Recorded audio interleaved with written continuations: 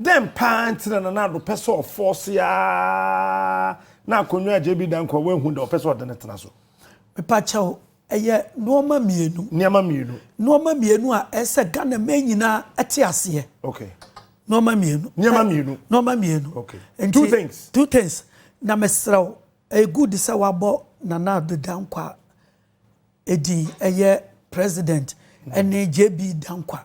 Na ye kasa me yemfa chiman enka ho e kire say in 1954 Ghana ni bia ni me say o chiman tutia JB Dankwa omoto abatia etia no na okopedan okope so okọ parliament no first parliament no ode ne ho fofore mu achimfo na nkasa tutia no nti mesraw asem bia beka no ene se bia ye bon abaso an ye bon achi a eye de for repenning royal house achimfo nye boni bia achim so egu ahoro miensa ye wabu akwa eno ne ye ka won asemi ye wo bosome ene ye wo kotoku ayi ekufo adomo ene Dankwa modie no eye achim ebu akwa ena meka se mo bi emlemu o na omoto won aba ma CPP omo anto aba ma Dankwa to omoto aba tia JB Dankwa atutia no nti enenso ni omo eno na people teacher bi woni ye no obey people so those days and there was Onua ni nuane wa fa se no people teacher then tutia no omo tutia no Isha no ojo ulukura that time you say ikrobodu say ekodi 3 months wo ye campaign ema ye tutia JB Dankwa enti yama Ghana fo enti ase na fe so bibibia sa busuya na hwehwe no omo mpemfa nko achimo hwe Rollins baya na yese oye tribalistic. And indeed he was. Ghana dia na yesuro no kreka. Asoja ni police ni be bia ewafo nko ana na yefa won. Na nya ni fiefu at least na ye eweland we votarian wo benya adwuma ye as against anakan. No bia ni the records are there. But when mu dia no eye worse than near Rollins eye we dia eye safie ho no enko a enti akonwa ye wa bedi 8 years. Womu ehu chire won Ghana ha mpa chaw achemfo kam ne ka omo out obon say restricted to ni fiefo eno ne ade ese Ghana man etiase na two things na mekan no say me shase ene say pacho metimi to aso two things two things no eno say two things a achemfo mpacho meka achema obi otie me bia say me hu say who say I'm using it in a certain context. I'm talking about the for repenning royal house into your chin in a wood. I'm not talking about generally a chim for bet a DS me bono. Okay. Now, omuchi noma mienu ewo Ghana eye Asante ene Kwame Nkrumah. Can you Omuchi Asante kra ene omuchi Kwame Nkrumah. What was I saying? Omo hawo nyina no eya Asante e ba wiase. Asante ni kwa ko mo adwene yon so omo di akanfo nyina so omo adwene no. And for that matter Ghana hina. And Asante o to okasa no wato sabi. And na e o mabufu kra so o ba bi no katwi a. O se wo katwi wo Ghana ha first and foremost you guys we Asante. And no na ha won. And na friends so politics no. Say nya Kwame Nkrumah. Ko mo adwene yon se JB Dankwa. Ebe first country nti no ma mienu na eha won history mu Asante empire a yanka achimabu akwa empire and the preeminence of Ghana the founder of the nation ne yanka JB Dankwa say we founder of the nation asi won ye pa na sa these are the two things these are the two things nti esa Ghana 40 as yete sade we yase a ye bete ejapade deal no ase the besa so ate founders day no ase after that no bloggers no muntwetwa mfa nko ba na debate na end because bibia wote ase area it is a football 90 minutes no so we so be a free park ho na okọ bibia o free buy yanto aso it is our two things no then a sad two things when you akadada say Asante empire and then Kwame Nkrumah becoming the founder of this country. That's a Kenya Kwame Nkrumah. JB Dankwa be the leader of this country. Sure. And as a nya Asante a kan wadwe yom say won na omo ya kan fo media kan fo ina so.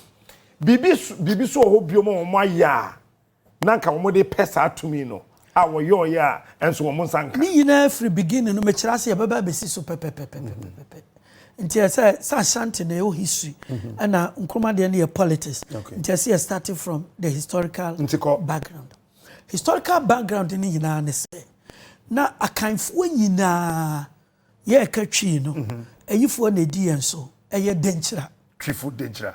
Denkyira yɛ denkyira omo capital yɛ Dunkwa na traditional capital yɛ Dwokwa no na omo real capital ne yɛ Abankɛseɛ so okay na ukokuma se bekwa yɛ chi wanyina ɛyɛ wasase in fact nka about 1/3 or half of in the Asante region there about half of Asante na ni yɛ denkyira asase no moti Asante memu ha ɛkono na ɛmɛ yɛ pam wɔn ɛkɔɛ na bra Asantefo edi ntimi jakare so nkonim no na ɔsɛ tutu yɛ sɛ wɔn mu ana som denkyira no ene Asante na aba top nti ɛsɛ obi abesom Asante okay ɛyɛ asen ɛyɛ akwamu ɛyɛ denkyira ɛyɛ adanse ɛne akyem tere ni nyinaa ɛsɛ obi abɛhyɛ wɔn ase wɔn mu aka ne te aseɛ na akyemfo so wɔn mu nte aseɛ ɛyɛ denkyira na edi yɛn so denkyira no wɔ yɛn yɛ fa ahodie ɛno na ɔsɛ tutu kɔ akɔtwe wɔn waso a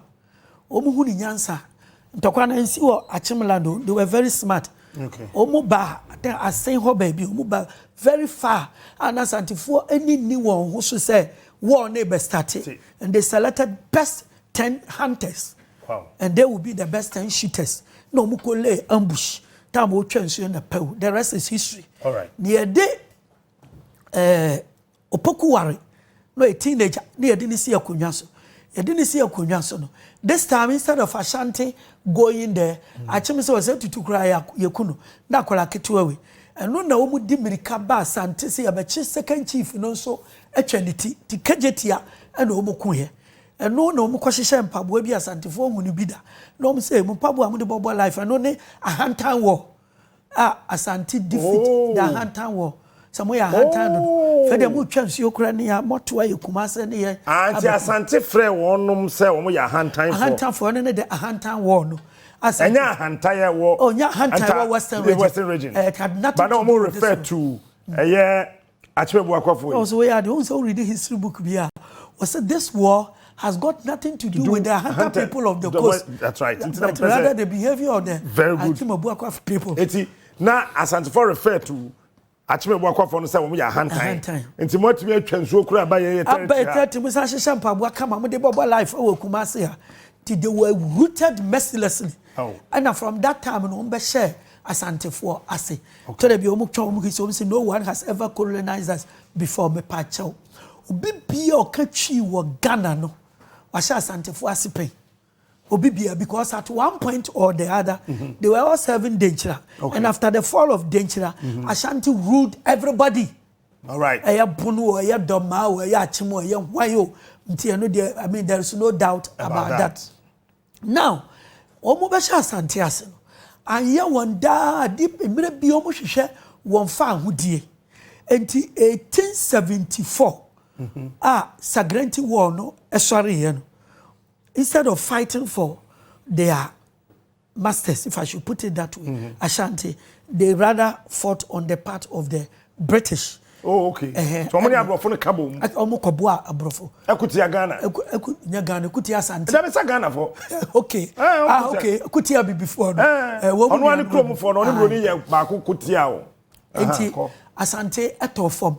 Ene mo munya wo mu freedom kra Asante antumi anyone subium and indeed you know that after 1874 Sagrenti war Ashanti Empire no follow a follow year na omu peminsi bia omu ni Asante be yepe okay no omu dwene ho anu no omu hu ni say ade ba ko pe na a differentiate Ashanti and Akyem na nka empire no empire negu na say de ye ka oche man a na ye ka Asante man a obi abeka se Asante hene eti kokoso golden stool wo che hene de ono wati dua so the black stool okay nti e se ye yifiri ho na ye ne won eye pe Asante hene te gold so sika kokko so rempem asi edu oti sika kokko so eye sika dwakofi na ye bo ochehene so eye black stool akonya tuntum eye dua wa hini bia to so bi o Ghana no eye dua enti se sika kokko no afiri ho a ye ne won ayepe okay ye ne won ayepe enti kwan bia e be fa so sika kokko no be firi ho no se efiri ho enti emra Asante abrofo eye won wadwen se 1900 omu kopesika dwakofi na chira kwan na wo mu akono wahene a achire ye be frɛ no oforiata di first na ne fie din eye Fredua Agyeman ma me mo ne full name no mu se minim ni America okay Kwadwo Fredua Agyeman okay no ye ochenyina mo akwanta wo fase onyamforo konwa no he enlisted in the Royal West Africa Frontier Force in order to join the expedition to Asante to go and take the golden stool. Oh. Yes. Into one ekoi. No be any say golden stool, even though the Ashantis were defeated in the Yasantiwa War, their pride was kept intact. Golden stool na brofo into me amfanko. The momono 1896 there. Na ya che prempe de nko Seychelles enti abra oforiata ye Fredua Agyeman ni ba be fro akonwa kase ye na nanom akonwa kase ye ochema ye konwa no oba be fro pe ana ohu ade bi asante niema ye wochina bi na asante for di sojafo aba so ya na broni ntimi anyemi oni abese memai ti ade ni kosi akonwa so ana opere ye samra no ahemfo ne select won the course colonial parliament no legislative assembly representing Achimebu akwa kwaje in the seat into waje in the seat no the immediate preoccupation and so obeye dede wa join the fantasy scholars who were already agitating for the return of Prempeh or they na no too so na ye fantify him for na push fantasy scholars yes yema eyimra Prempeh Emra and ono de ne ho kok ode ne ho kok fori mu se na be ya Asante form beto nhye ne so se what we say why boni I say akwara wako wi akwara enem nkwan mu na mawe na ne papa ba wana pra kama we se mpacho me na me pray wana lay bed kama me na me lay bed no se ne be cover boni no e ba no wa nkwan mu na ba kokura wa press yesi apepa enti wo jemu den ama Gogisberg mu na agitu me say ampa nipa ne yako edi won so awie Asante fo hye yase eye ena omo asi wa hene foforo den na nan wa hye ba bia akyesa ena ye de ne bai nti mre obabeduru Ghana de wo mu oda won wase kase ye pa in his speech no fantasy scholars wanya ye friend say oforiata the first ewom he thought it was genuine when him say yeah, my wife catch me say where's bu ha metena TV so am use so am penti me use nti ne meka ne say na ka person ka dey wife mpe no meka je say na say maka meka na meka say hypocritical say ne no anu but wanti wajuma monte waso yeah where's bu ha etie nipa bi nti ya ma me use hypocritical dey nti obia e wodi nti obia nti ne na nkofo Asante fo fi say na nanu adwuma na wo ye ne very genuine na ka won na the Prempeh defense and by no de wonim ne na wo ye nti na nan e ba wie e ma bibia ye kama obia kura nim say enche bia about 3 years ago or 4 years ago say to the second or tier konwesi oba chebi ni speech ni mo kan say ni ntira ma ba ha no me beda mo ase ne mo nana eye maame a na me nana aka Seychelles no tumebu ama ye de no e ba me pacha wie no me bisa ahemfie hofo mpanimfo ni bisa munim history no mo si yenim na mom at least eye kobre e na okoma Britain e na ni bre oba befa golden stool akọ ni nyina anyeye no on record nso no okasa say yemfa Asante hene emra enti ni oye kane na se ye ne na nkoko ho ntokwa ni oye na chire no na se ho se ye de ma no nti wo mu nimpa but sabe wo mu nyina smart two sides ni nyina nti wo no se chase ne ba oba no so ye hypocritical because attitude there no ono say the same hypocrisy when him pass a fair papa no de cover bibi so share that by ono so me share that meka bibi ntini na ya agro eboa e mo man ni nya koreye na ye kɔ yanim na achema bua kwade megide senka wo kan ya katwi ni nyina anka omo ye smart chain obia you see plan no mu ye say wo mbema asante atofom na omo ni ye nyina ye peda if possible e beba wo anim no they didn't give up that plan. Okay. And the next plan was that the bia yamfa yehu enje public service mu sani e beben broni no. It's when the traditional one more or less failed, you know, they saw the next plan to be either politics, public service. Na Asante for ko chichiri kuro bi wo ti na voter register na sato. Ana kuro bi e o man bi e fa ne sahwe esa awie ti esa awie de a ana sato atwade a no esa awie sahwe ana ko oti e kuro bi de asato esato atwa enti se esa awie de a afa se ye transfer for development enti as chemfo ne se esa no awie aba na wie ye de a yen scheme bi foforo. And what was the scheme? Yen fa yen ho for public service mu always be close to the government. Na no na baboa mo abedi asantefo anim because we mo no asante akonya na aye apolitical because they formed an empire no mo fi say mo show biase nti ensuro president yen fa yen ho ko politics mu nti washa asante yin ntumi nka so ye MPP and NDC and CPP where ne ho say is above politics like Queen Elizabeth or any other say King Charles san why ne ho the stool no has been placed above politics. Anokye man say Debbie hwe ye there above politics ya wan na beti yen santi din ne there so that yen forsum pedi enti from Oforiata the first or less our foundation no ebesi ne se washa achimo buakwa Royal House whether it is CPP PP PNP UGC be bia no mu se politics no mu ade bia no mu pe esoro ho nko a bentifi person mo ben etifi to mo ni colonial government ni ya one eboa wo mo nya scholarship bebre meant for even that chimoboa kwa as a state na Royal House no and your chin bi ni bi aka so ni mo oboa ene ma abufuo ba wo mu no say all scholarship everything nti me pa che ye pakrachefo fia wo mo produce akrachefo wo Ghana ho ha they are next to none and you should give them scholarship bebre through British government.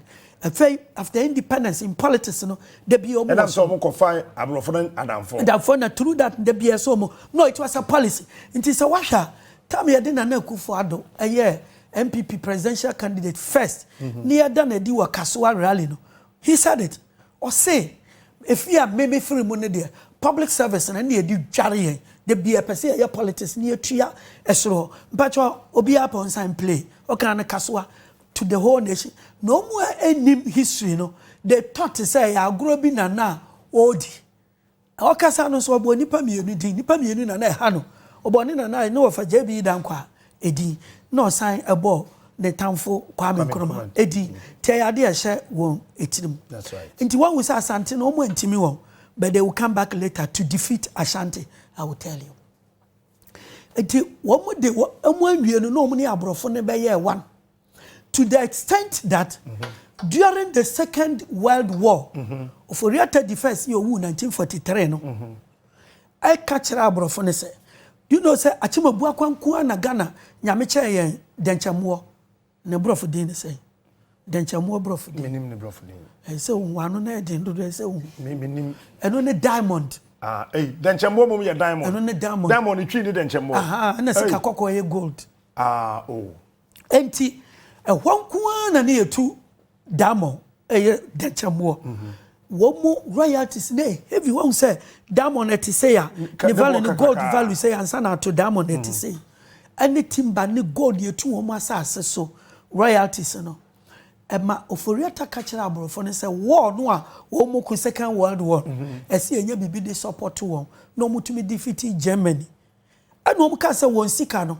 Jet Kitwanes and the Cassiety say Cromon Fanto. Nanya symbol said during the Second World War, Achimo Buakwa Royal House bought the British a jet to fight the Germans. And the agreement was that, the covenant was that, said debi a basse move free or main mu aqua, no more do a minor shayensa. So you know where the Japadia starts from? Only the Japadian Friba. Okay. The Japadia deal. Okay. And our brofono edgy. And to cut a long story short, they were prepared to do beyond pushy or chimai ako anymore. The first one was that even though United Gold Coast Convention, your friend is say, and the market of this year par grant na and obie ni me say ono na no ye chairman and the coffee by na bankroller na president. No be also ni me say first vice no. Another Nzema man RS Blay. And the JB down Quadena Kotoso Tre or ye Kuma or ye second vice in charge of the Eastern Province. But Abrofone said that propelling to the top. I am man abodying the doyen of Ghana politics. I'm sure everybody knows that title, the doyen of Ghana politics. I think that was when they did the Western Commission of Inquiry. No? Report to Numuno. He said the doyen of Ghana politics. The 1948 trials. That's right. Wabra politics in Yina Kofari by 1947. A year per grant. Abrofuni bufu na se we bie yani ma ye gin the concessions in Yina or mine we say muma ni timber hundreds of thousands of logs ne Gutakrade Harbour ne Akyim Beach. Na ye gin the contract edima South African businessman called R.T. Briscoe. Papa we na yen kaino ya de abodi ni ma JB down come so no ending konkonsa ya de a man na ebufuo no America na ne say abra wo mutena se ya te United Gold Coast Convention no the whole idea no and say when we say at the time ya te UGC no nipa bebre adwene ma on so omo kasa bi omo say JB Dankwa was a lawyer. JB Dankwa was a lawyer. Indeed, JB Dankwa was a member of the Colonial Parliament, Legislative Assembly, representing Akyim Ebuakwa. That time, a handpick, you know. And now, your friend is saying, Grant was also representing Secondary. Okay. And now, your friend is saying, Obankraha, Obeche Bilamte. And your election on winning your no. Oh, there be Samran and your universal adult suffrage. Moamwe Riaho. To say, Yabaya. It's assemblyman then. Sana net ya nenye universal adult suffrage. Inti mwamu area o na ma no. Ti anto so aba. Inti there be unopposed. Say that time no. Hey, obi at that time no kuta PhD wo.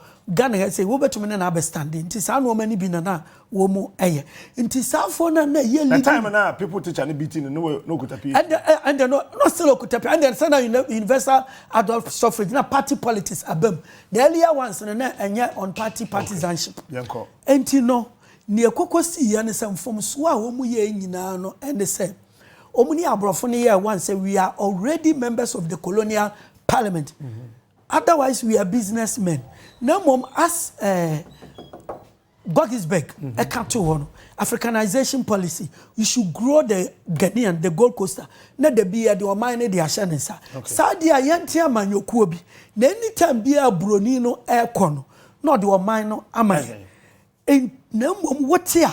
There must be an administrator to do a full-time work in the office, letting people to know. Say amanyokuo bi ne until the moment abroni ne be free ho no man na be share yensem until no say self government within the shortest possible time na enya full time work for them, but that anytime it became necessary for the white man to leave, as Goggisberg has started in 1925 no na akwa won ho and no na mo kofa Kwame Nkrumah buy because he was unemployed. 2, he was not a lawyer. Obi o ye lawyer nko didn't buy the following day no amani briefcase so or court. 3rd, he was an enzyme like Pagrant. Into what that done the number ebe. 4, he was completely penniless, and that was true. No, so, no, and he said, Obama so kutani briefcase be an entire room and a one container load of books. And no more Jonyeska be adi or the ton books. Now, what Babedru You know, say you catch and say about £100 a month. You may be our yen, Obejayama. British pounds, 100. Near the Maakye Nkrumah, only a Jumabia were Britain, and £100 a lot of money then. Not those days, 1947. Until Nkrumah was very excited and no buy. The problem that UGCC faced, and they say, Sa Papano, I do all you show where we are saying, Fahudie, and no more Juman or Coco Shrine. Into a no banner momo say, Yayan a systematic process, forgetting that you are fully employed. And others were unemployed. Oh, no, you're unemployed. And now, Obedriano, so £100 a month, and what is to say, and then we use it to bait you to come, we'll give you £25 a month. And Nkrumah catcher on say, okay, I'm suffering just as the ordinary masses, but you are enjoying. And on the veranda boy, you know, who say the ordinary people and fight against you. So to cut along. So Nkrumah a veranda boy because he was, with all his degrees, he was unemployed. So what I say, and the masses who were suffering, he was not different from them. £25 in the demand, Yesika. No man who hear Nkrumah Maum, or catcher one say, on in Nemua. The way I am for no budget or so, or can I send you more energy? As I man is captain of bottom manager and the money you enum into £25, so bet to me almost suspended. Into Nkrumah did not accept the money. He didn't. But he started the work and did the work. Into a Juman war, yeah. Na JB down kwa air train say, Pa grant a wire kukurano bewu, and man not take you over. UGCC no be your first leader of this country, no. Kwame Nkrumah beji.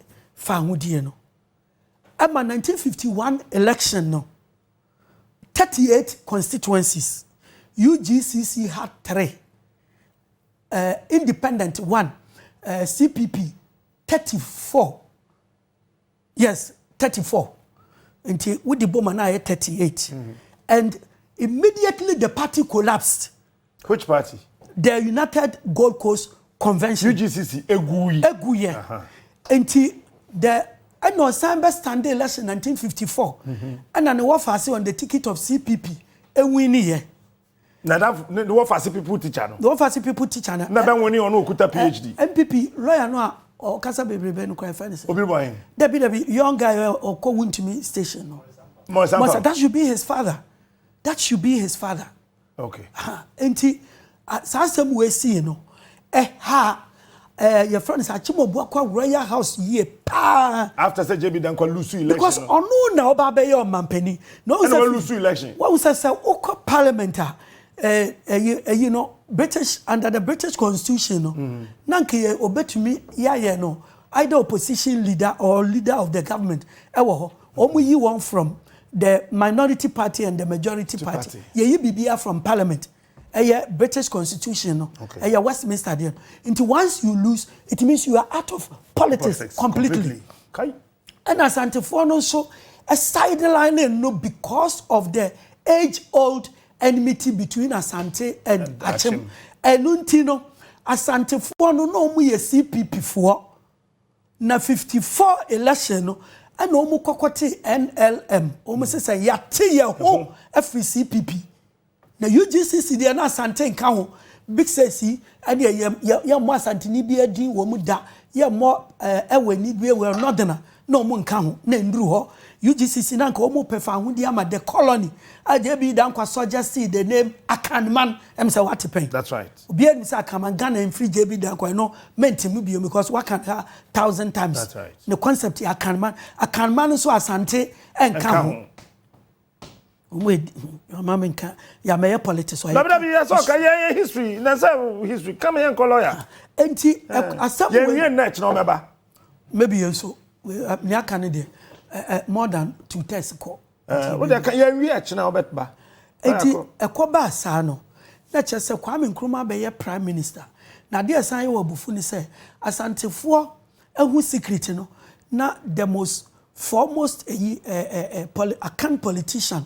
Instead so mbe fano eye JB Dankwa and Asante for prof far obi obetuma challenge Nkrumah na achimfo na adwene so obi betuma challenge Nkrumah nka enye Dankwa na Asante for say there be ye this year e wa won say samra no Asante Ahafo and Bono na one region na Bono ni Asante West Antina Asantini in quote or ya bunu ni dia by part of Asante region enone Professor K.A. Buzia ana Asante for no kofa ni ba be lead one party inti at independence the leader of the opposition was Professor K.A.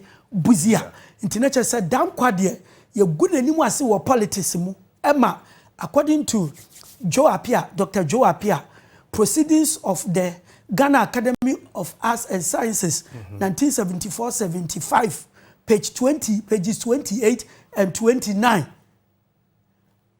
she achima buakwa to the stance or change in friend and you bought a konya de mano ewo chebi akonya ne de twafo hene of the achima buakwa state and that was the highest political achievement when yae and san okowum I think 1965 enti hano se wo say the first reason enti bema obibi ofri efie ho ni bubefu Kwame Nkrumah no ene akonwa no a JB Dankwa enye ndi wabra omuni abrofo na ya agreement se kwan bia so ye de bema JB Dankwa to the extent say 1950 Kwame Nkrumah declare positive action na ye de ne kwato prison no JB Dankwa made a statement, thank God the wolf has been caged. Thank God the wolf has been caged. Kwame Nkrumah ntina chese oba bedi o mampanino oba benya edi. Unfortunately Kwame Nkrumah APA 1951 election. So JB Dankwa referred to Kwame Nkrumah as a wolf. As a wolf. At the same time, don't forget earlier wolf Pateku. Okay. Earlier on, lawyer come. I don't want to. What they call lawyer? Intimate also. Enti se washa Kwame Nkrumah na ama abrofono ene achemfo agreement no mu ye no ameb. Se nya Nkrumah nko mu nim kwan ombefa so a ide akonwa no ebema ye frɛ ne sɛ ochiman this year JB Dankwa. Enti from that time no na so mu hunu kwan ombefa so a akonwa no ombenya edi. So wo de wo hu bebo 1969 election ne de na Asantefo di wo hu so wo mu adwene ma sa adwene na ba achemfo tirim na ni won tirim. Okay. 66 election 69 election no yenyin film 79 third republic de no ana achemfo no join Asantefo really for the first time because Asantes were on their own. If anything impa nanka omo ni Asante ye one nanka say ye NPP Northern People's Party and the Voltarians voter Togolan Party omo mi ensa na kambo omo na form United Party na UGCC nka United Party well, that means Dankwa no nka UP no eho nti Asantefo ntie no mo fa won ho adwene no mo enka ho na ye Ochiman no they are very smart and I'm saying among the tree speaking people no mommy yin to me say Achimfo no sharp smart chen yen nyina omo yusu omo adwene chen yen nyina omo adwen kase chen yen ya yaka no na nne no na ye akire mu no na adwen kase no omo de ye dan adwen kase nya no mo benyo mampani adi ye de nyo mampani na o de ye oman ni ye adwen kase ye de there be nipa no so oje oman na fa ntia da no oje aye ni ye enti na me kan se omo adwen kase no ye adwen kase a ye mfa nya de pa. Well, maybe. How can you describe Kwame Nkrumah as a wolf? Lawyer ko. Enti eba ne sa no hwe nyansa wo mu huni on se sisia no ukwa chimabu akwa omu constituencies no should be about 6 omu constituency wabu akwa North Central etiwa fanti akwa I'm about 6 or 7 and na woni Ashanti omu constituencies in Ashanti metropolitan Ashanti no 46 na fei ahafo as Ashanti 6 no waba New Job in North and South 2 okay that's a sisia no mo 54 na loosely no kwa wunso Asante that should give you about 4 nti eba beka ho a na kire say out of 275 constituencies Ashanti and then external Ashantis ni na kambo mu a omu no almost 60 constituencies almost 60 and obi there at least 6 or at most 7 and who say onfa ne ho mebo okay in an otherwise unequal alliance to say wo ayibi anansesem bi no a akwawe enifraini no ono enamo and no say owu ani afura na sabe cripple no ba fine no cripple no ono ntena wo konso na fa no kwa afuom because ono no kire wo kwan te cripple no wunyansa se mama nso wo nsa fa me si wo kwan ho na ye nkona bia nsuo ho na ye twa nsuo no na ya mre nti anifraye ni no for as long as say opeso oduru afuom ho no say osinyansani ni ko nya osi nyansani ni si ni ko nti na che say ba fine de na adwen na dididi nti aha no aye ochiman no ne yini afane sen cripple no ana Asante man ani anifraye ni no umpo that is it. That is the unequal alliance. Achimfo afoso Asantefo mo agye atum se ekuo bi wo your friend Dankwa Buzia Club. Mpacho Dankwa Buzia Club. From what I have narrated so far. David. Because Dankwa belonged to the UGCC. Okay. And then the NLM Bafwa Akoto founded it. And when it came to UP United Party, it was Simon Diadonk Dombo. SG Anto Bafwa Akoto. And Omumi and Sano.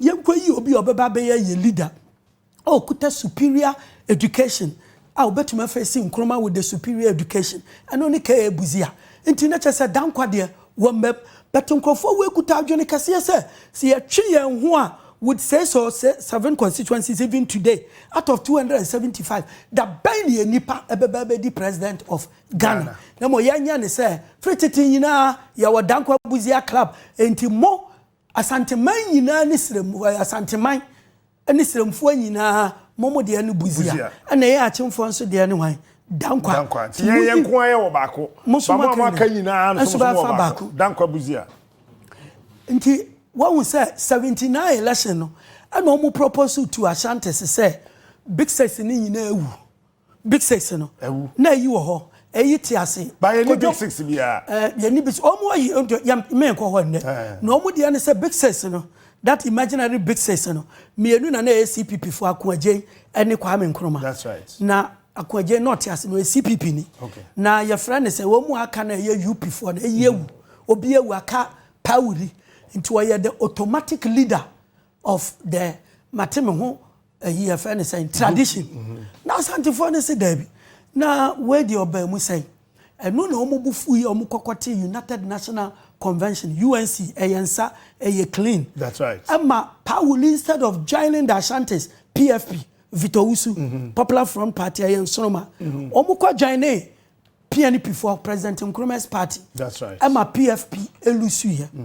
Now that Republican year two no about fourth Republican omode Dankwa Buzia ne bai say your friend is Akwawe Vitousu no leader oni ho ena Paul is a leader of UNC woni ho somebody ye nipa ede omo ye na nyame boae ena this man a standing politician then Professor Edubuahin or your chini of CM obey a presidential candidate na election no 1992 omo bokote te duru 96 no ena nkrofo say okay I say eduru mu 10 enya hwe nti omo ye ya bukofo ewini ye na ye fa ne say akufo na akufado elusi ye e wo sunyane that's right but was say enya hwe enduru ye nso omukwa ebeba ye nso yeso nti at the Legon Congress no PRC say 3 years so to the extent even when there was a tie signed to abano omukwa negotiations ema papa ye fa ne say